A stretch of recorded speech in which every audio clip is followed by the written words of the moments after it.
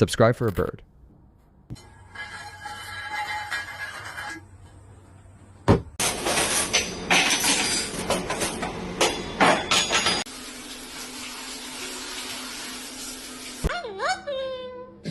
Oh, you do, huh?